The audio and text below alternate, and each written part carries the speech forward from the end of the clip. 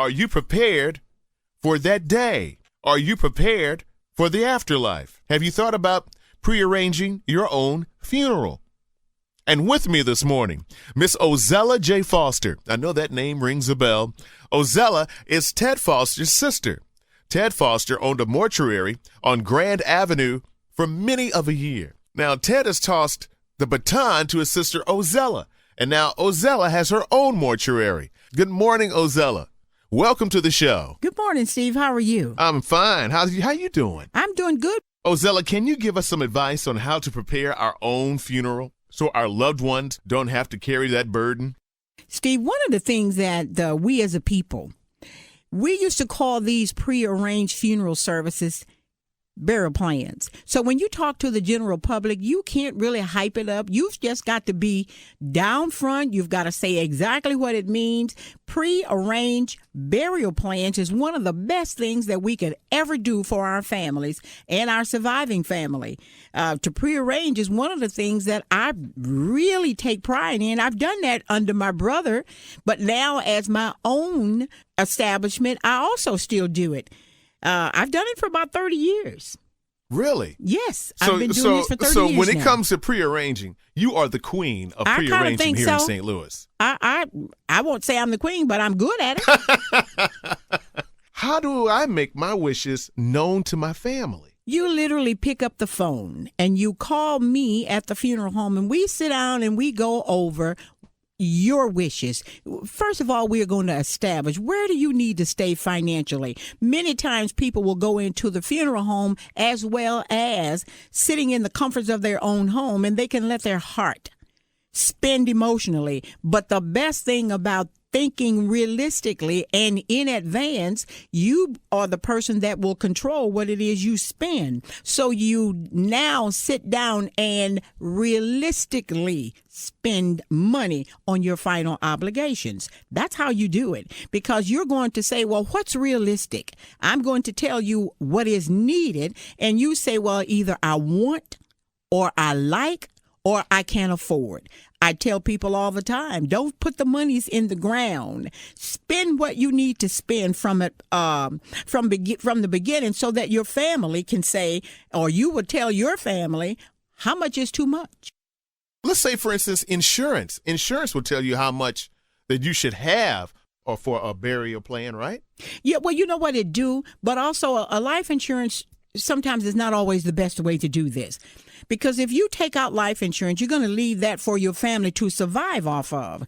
Well, one of the best things about prearranging a funeral is I'm going to be able to freeze that cost. So if I go out and you and I sit down right now and we write up a $5,000 funeral, that $5,000 funeral is going to stay $5,000 until the day you make that transition. So nobody can add to it, nor can they take it away, because you have what you call pre-arranged, irrevocable, prepaid burial plans, meaning that me, Miss Ozella Foster, cannot keep your money. I have just a certain length of time to put that money into a registered FDLIC trust. Explain to me, what's the LIC trust? That is a federal protected way that the master account have to go into a bank, and that bank is the master trust holder. So it's governed by federal law. Let me just use a good example, and I just keep it real. Okay. My brother went out of business. So when my brother closed his businesses, hundreds of people had burial plans. And those burial plans, they were afraid. Miss Foster, what about my money? Miss Foster this, Miss Foster that. I was able to say to them, Ted Foster does not own your burial plan. Your money is in the bank. Mm-hmm. Your money is under the trust account. So at that rate, even if you don't go out of business, I can take my money and transfer to funeral home A, B, or C. So I'm protected in the event that I just want to transfer. With this economy being so high right now, what is the average cost for a funeral? The average funeral today is anywhere from $5,000 to $8,000. And that does not count the actual grave digging or anything like that, does it? It can, if you think realistic. If you are a person that does not want to go for the hype of a funeral, you can simply say, well, Ms. Foster, I just want what I need. I want basics. Some people will say, well, I want a little bit more than basics. So when you say from $5,000 to $8,000, you can pretty much do a very good service. And if you say, I don't want to spend but $7,000, but I want my grave to be included, then that's where I come in and say, well, what cemetery do you want? Because some cemeteries require certain things to go there. Okay, the cemeteries and grave diggers are completely separate, am I right? No, the grave diggers are the people who prepare your grave inside of a cemetery. Okay, so the cemetery owns their own grave diggers. The cemetery well, they don't own them, but what it is there are people who are in the union, so they work for the cemetery. Okay. So St. Peter's owns the grounds, the church owns the grounds, but you are an employee of them. Okay. You see what I mean? And so at that rate, but there is a way that you can also pre-do that, because you can take your grave, go to the cemetery that allow you to pre-own, and the concept is the same. I can freeze the cost of my actual burial grounds today by prepaying it. Certain cemeteries will allow you to do that. Let's say, for instance, I set my prearranged plan with you. Okay. I pass. And let's say, for instance, the money that I have given you may be a little low with the economy. So you say, for instance, an average funeral is $5,000 now these days. Maybe if I just had something that was maybe $2,000, what would happen then with my plan? If you go below what's average, one of the purpose for sitting down with the funeral director and putting together the funeral, you're going to buy merchandise at today's price. So the law does not allow me to cheapen what you buy. I have to have what you call a general price list that every funeral home has, that the state law, federal law, and the Federal Trade Commission says when you walk in that door, you are obligated to show the person what you charge. I can't charge you no more than what I charge Joe Blow. So everybody has to go by the same price list. Okay. And so that price is, you're going to freeze the price. So when you give me your money, your price is frozen. As long as you pay it out, now you have a frozen funeral for the rest of your life. Okay, Ozella, let me throw something at you. Come on with it. I had an aunt that prearranged her funeral back in 1965. She passed in 1989. With the economics and the price of living, what kind of funeral would she be able to have? Because the average funeral back then was $3,000, maybe two, $2,900 or right. so. Well, the purpose of prearranging as well, when you put your money into a trust account, well, it's going to create a little interest. The purpose of prearranging is to freeze that cost, and so you can't touch the interest until I prove to you that person is no longer on the face of the earth.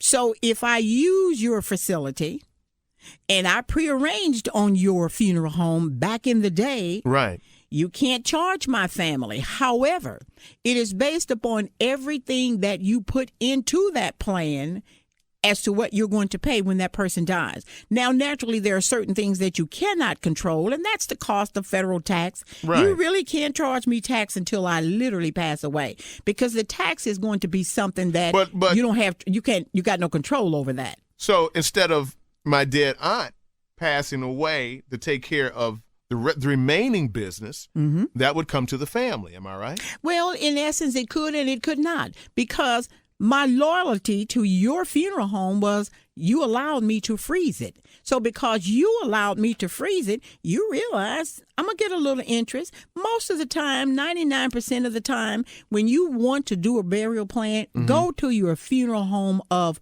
choice. Sit down with the funeral home owner or the funeral director and simply tell them everything.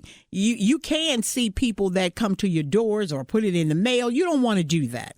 You want to go to your funeral home and say, okay, look, Miss Foster, I want everything to whereas my family does not have to pay a dime when I pass away.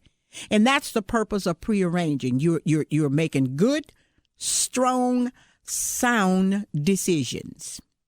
How do I guarantee my funeral expenses? You're going to guarantee your funeral expenses because on the trust application, you have a one that will say none guaranteed and a box that will say guaranteed. Now, Let's say, for instance, my family has always used, say, your facility. If my family has always used your funeral home, that's my in-kind working relationship with you. Well, I trust the family. You trusted me to use my plan. Right. And so because you came to me, I would be less than a person to simply say, well, I'm going to just charge you this much today and charge your family down the road. That's not how you do that. You cannot build or grow a funeral service without loyalty to your clients. How much money can a person put down when it comes to prearranging their funeral?